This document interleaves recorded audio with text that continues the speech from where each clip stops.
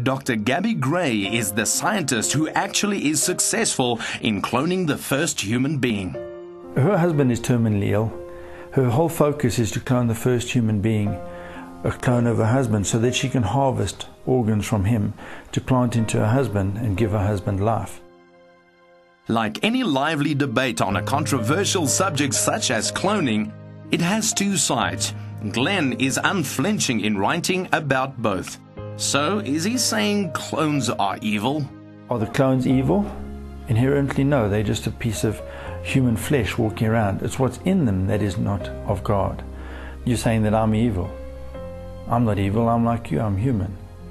Lucifer is the personification of evil. If he's demonic or possessing these bodies to give them life, the physical body is not evil. It's what's in them that is evil. So, is a clone alive? What is the definition of life?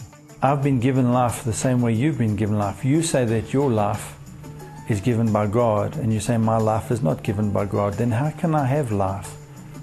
I have the same life as you. Most people think that life is any form of existence. But only God can create life. Satan cannot create anything. He is a creation. But he can duplicate and counterfeit life, and that's what he's doing. Glenn continues to ask the difficult questions, leading into the second book. I'm covering 30 years of the Antichrist's life before he steps into office. But the first clone, whose name is Domine, is actually now 7 years of age. And Sven is taken to an island where they actually have been doing cloning for the last 9 years. And there's a teenager that attacks Sven because he hates what Sven does. In self-defense, he ends up killing the child. Which brings the questions, if I kill a clone, is it murder? The question is one that Glenn was willing to test out in the law of our own society.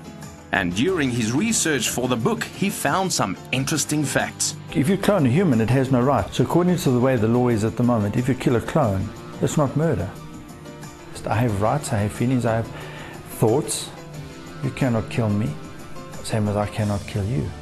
The third book brings up the question of procreation in clones. The clones that have been cloned originally from Dr. Gray, the age group is now 17 to 19 years of age, and they start having children. Is God now then saying that he's condoning the egg and the sperm again? But he couldn't condone the cloning in the first place. So what is it that's giving these children, or the cloned children, life? I do want to procreate. I want a copy of myself. You say that I cannot produce it. Then I ask you a question, how can I? And then Sven and his team actually do some research on the cloned kids and find out that they are sterile. Just shows you Satan's propagation and continuation of the deceit. And the fourth book has even deeper questions. Does a human clone have a soul? Can a human clone get saved? If it's not of God, they cannot, so therefore salvation is not for them because they've been prejudged. The last book of the series will be that when the Antichrist steps into office and the whole world unanimously vote him into power. Since the release of Second Son Inception in November 2008, what has the response been like? One key truth has come throughout all of the responses back. People realize they don't pray enough. That wasn't what I was writing the book about. I was writing a book to expose the demonic and the angelic and where God fits in our life. And if that's what God is using this book for, then glory to him. That's a wonderful foundation. Second Son Life will be out in November 2009. What about the rumors of a movie adaptation? For most people, 2010 is the Soccer World Cup. For me, 2010 is the release of my first movie. I believe that.